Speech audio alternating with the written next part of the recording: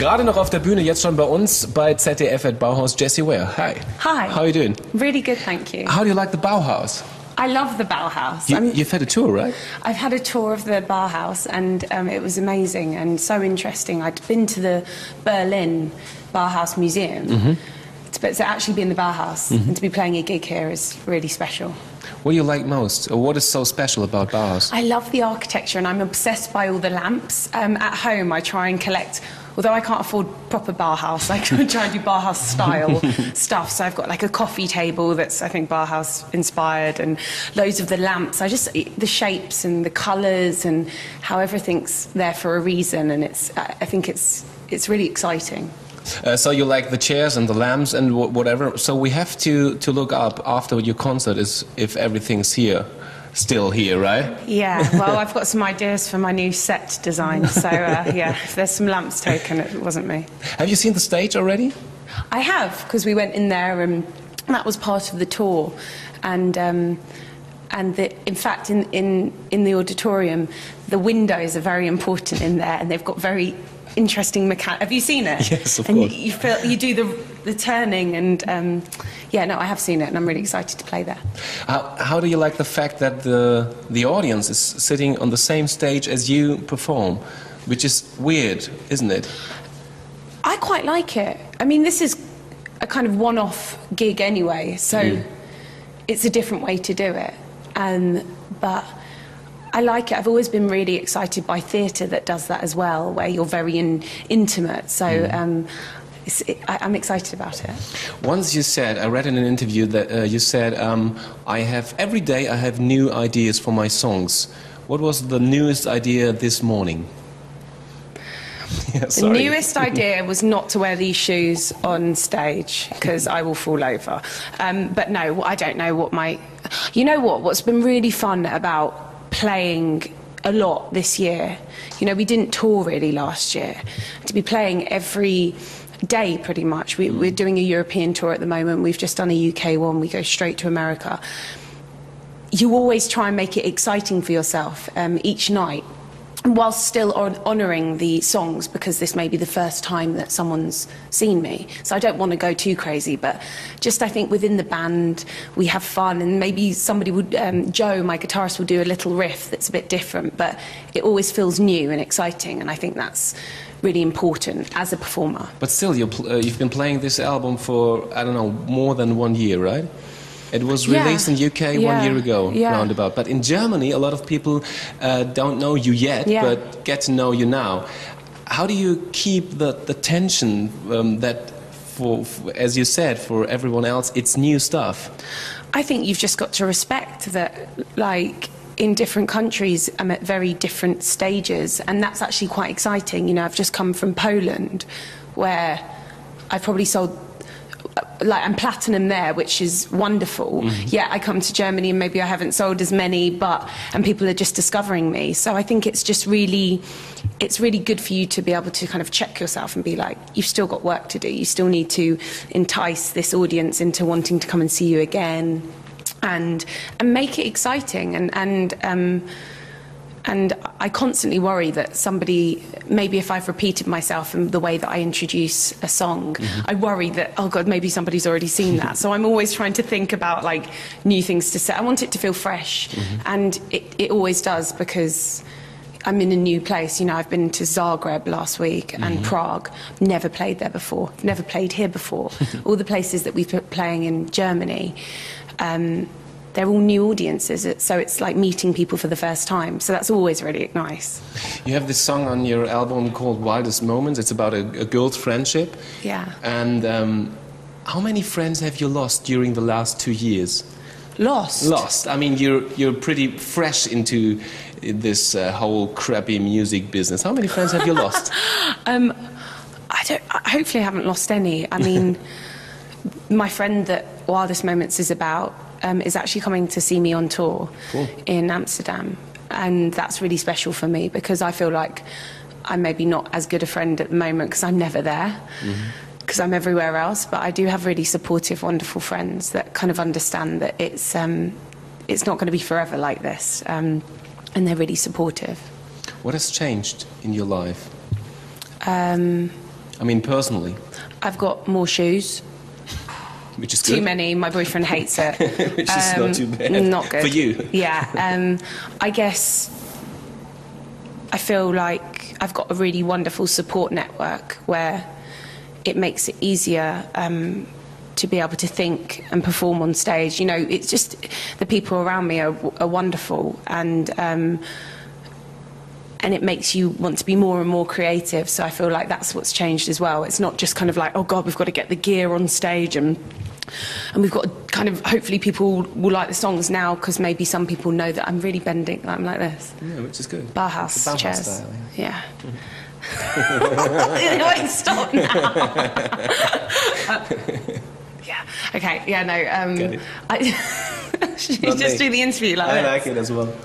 It's really nice. It's quite comforting. So back to the stuff. It was more or less like a coincidence. Are we still doing this? Yes, if you want. No, I like it. know. You don't know. Okay. So okay.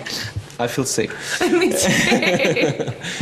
It was more or less a coincidence that you became a pop star in this way. I mean, you started at uni, and then people remembered you and said, "Come on, get back on stage." Yeah.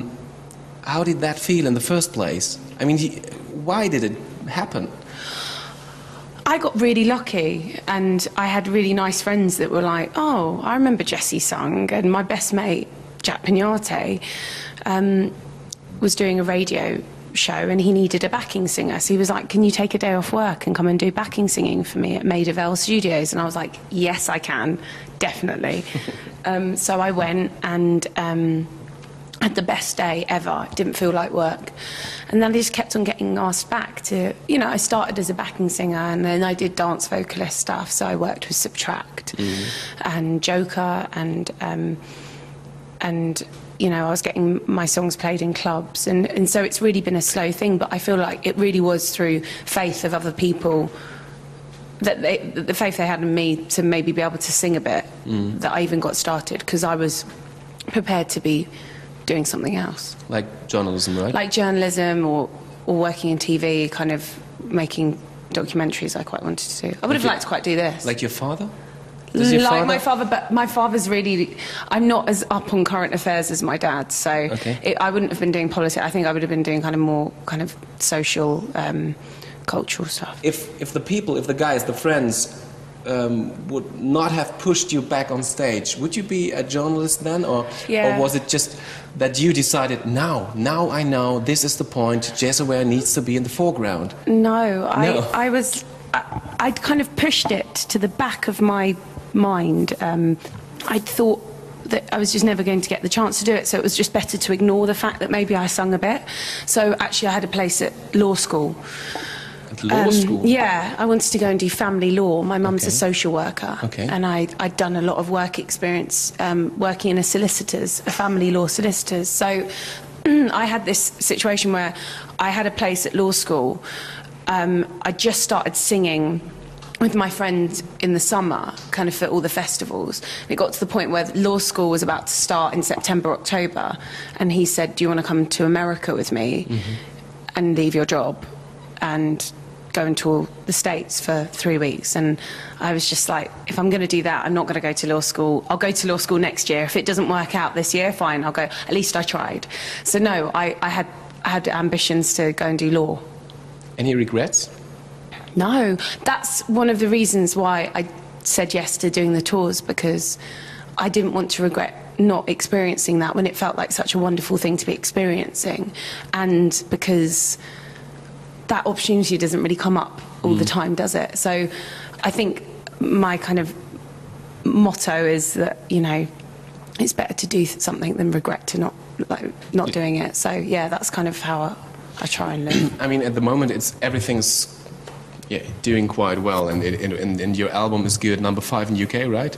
Yes, it debuted at number 5. Yeah. Number 5, which is amazing. Yeah. So you're on a big wave at the moment. Yeah. But what if you fail after the second album? Will you go back to law school? Or yeah, is there probably. Plan and I was expecting to fail on this one.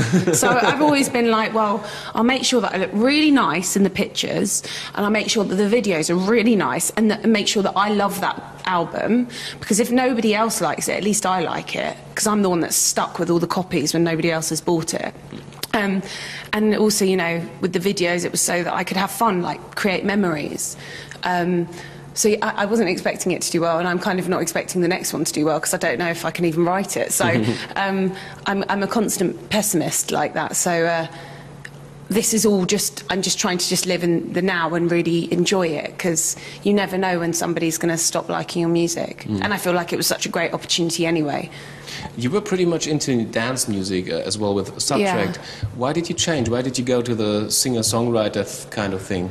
What is I think, the special thing about you know, I think I loved doing dance music because I love dancing to dance music, and I love a female vocal in dance music. But I'm not a producer. I'm not a dance producer. So for me to have made a kind of dance album, I don't think it would have been honest, because as much as I appreciate production and sound, I wanted to, you know, I'm first and foremost a singer. So I wanted to combine the idea of fresh, new production, but be able to have quite a classic songwriting stance as well, because I think that's, you know, like when I was training to be a journalist, you train in print because you think it's quite good grounding. To then go to be able to do TV and radio and whatnot. I feel like I wanted to learn how to be a songwriter and then apply all the things and the soundscapes and the production that I loved. But you know, I'm a singer, so I wanted to sing some songs. I've listened to a couple of acoustic versions of your songs, which are totally different to the produced stuff. Why is it such a you know, why is it so wide? You know what I mean? I mean, the acoustic versions are totally different to the produced stuff. Why is that? Well, I use a lot of electronic software and instruments on my album. So when you do acoustic, you've got to strip it all back. So usually it's just the guitar. Yes. So that's probably one of the things, because I've got lots of kind of intricate sounds on the album that you can't recreate acoustically, but hopefully the songs stand up on their own in an acoustic way, as well as being kind of in the studio. So I guess it just kind of shows how many different influences I have and I'm inspired by. But I mean, the question behind this question was obviously why do you prefer to do this electronic stuff or more electronic frickle stuff than just to be on your own with a guitar on stage like this? Because I love dance music, I love electronic music, I love hip hop, I love pop, and I've got the chance to be able to create atmospheres and sounds, and that's the best thing. It's the kind of experimenting, isn't it? I've never really been a kind of strummy. I was really anti-guitar, and then it ended up everywhere on the album. But I was like, yeah, I don't think I'm going to use guitar on this album. And now it's literally like.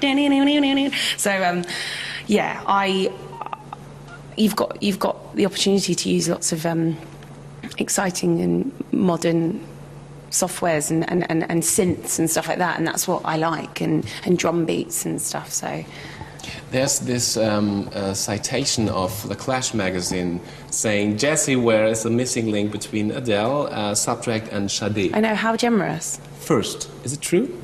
Absolutely true. Absolutely I'm true? joking, I'm joking. No, I don't know. I'll take it. I'll happily say thank you, and but who knows? Like, you know, I love all those artists, and for me to be a link within that is such a compliment. Second, I've read this citation, I don't know, 1,000 times on the net, because everyone is repeating and copying this citation. How annoying could that be, to be labeled always with the same thing? Well, they're all really good. Yeah. If one of them was really rubbish, I'd be a bit like, can everyone just shut up about this one? But they're all really good. So, you know what? And it's a big compliment. And I don't know. Thank you very much, Clash, for giving an interviewer a question. A very smart labeling of yourself. It's really nice, because you know, Subtract, I think, is such a wonderful producer, and he's so experimental with the sounds and everything. And I worked with him. He was the first producer that I worked with on my own, and so for me to be kind of associated with him at all still, you know, that's credit to him too, because he taught me a lot in the studio. Just recently I showed your new album to a friend of mine, and he was like, "Oh, Sade is back, new album?" And I was like, "No, it's not Sade, it's Jessie Ware." Do you know that? Do you like that? Yeah, of course. And are you aware of your strong Sade influence? Yeah, I'm constantly referencing Sade. You know, in my first video that I did, I was paying homage to Smooth Operator, Sade's video. Yes, I know. You know, I love her. She's British. The band Sade, they play with electronic music. They were doing that when they were first around. She writes beautiful songs too. So I love her. And although I don't want to kind of, hopefully it's slightly different. You know, she's definitely been a huge influence. So yeah. Cool. Is there any target behind your music? If you write songs, is it like I write songs because I like them myself, or do you write songs because you want people to feel something? Is there something in your mind during songwriting or producing? I think because this was my first album and really my first attempt at writing, I was just going, let's just hope I can write something. You know, it was really just a real lesson for me to learn how to become a songwriter, and it was a lot of feeling around in the dark and working it out. And when do you know a song is finished? You know, I was wondering, because there's so much details in your songs. Yeah. And when do you know now it's done? I think when you can overcook a song, and yes. you just know, and I think it's really important for everything to have a reason to be there, and it's very easy to kind of add and add and add, but I wanted there to be a kind of restraint on the album. So I was like quite satisfied by things being quite sparse in areas and then kind of lush. You know, it's the help of my producer too, David Kumu. I was wondering why there is a cover song, What You Won't Do for Love. Why did you choose this one? By the way, very well done. I like it better than the original song. Oh, God, but why is that? Why did you choose this one? I learnt about Bobby Caldwell, who's the writer and singer of that song. I probably learnt about him through hearing him sampled on hip-hop records and R&B records. You know, Common, the rapper, his song The Light. That's Bobby Caldwell being sampled. Tupac samples him. Aaliyah samples him or references him in a song, a really early song. Tatiana Ali with that song "Boy You Knock Me Out." The trumpets, do do do do do. Like, this is all from Bobby Caldwell. So I love how many people have obviously been influenced by his music, and lots of R&B and hip hop, which I love. And so I listened to the original and loved it, and I was just like, well, I'm going to try and combine all the references. So I managed to put in like Aaliyah and Tatiana Ali references into the song, but I think he's a wonderful songwriter, and so yeah. Do you think you are an example for more or less contemporary soul music? Because he is one of the traditional soul musicians. Are you a contemporary, new, modern soul artist? I don't know. Am I? I don't know. You're asking me these questions that I'm just going to answer about. I don't know. I hope so. I don't know. So. That's an answer. I don't know. I've had to kind of learn how to... Everyone asks you what your music's like. And what I'd like people to think my music is kind of British electronic soul. So fingers crossed I'm in there somewhere. So electronic soul, that would be the label that I'd choose as well. Okay, thanks. Yeah, electronic soul. So, Jessie Ware, electronic soul on ZDF at Bauhaus. Herzlichen Dank. Dankeschön. Dankeschön. Every single artist at ZDF at Bauhaus paints pictures, and they love it. How about yourself?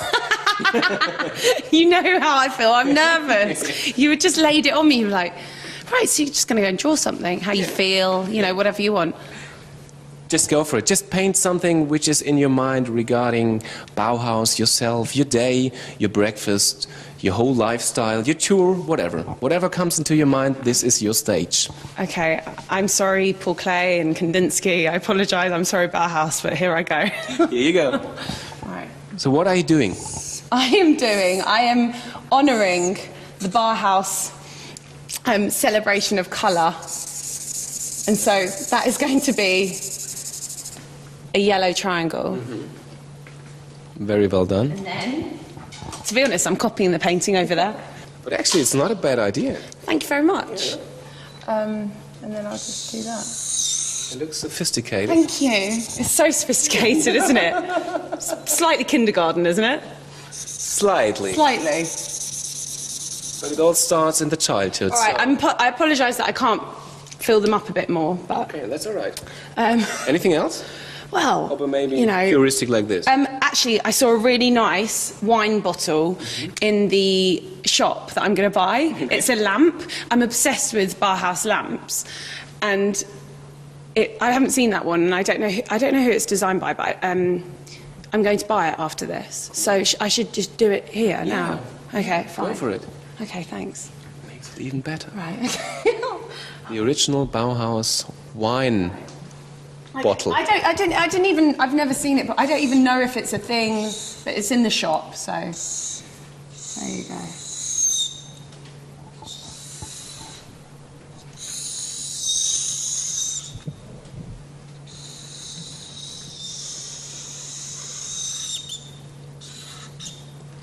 Oh, yeah, right. That's in the shop?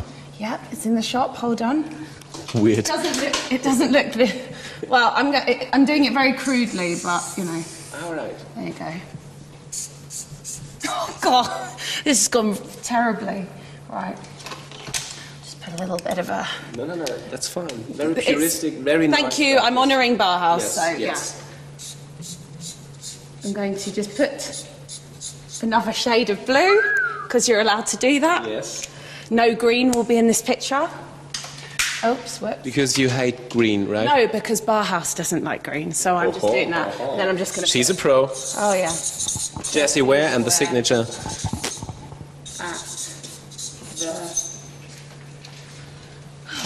At the...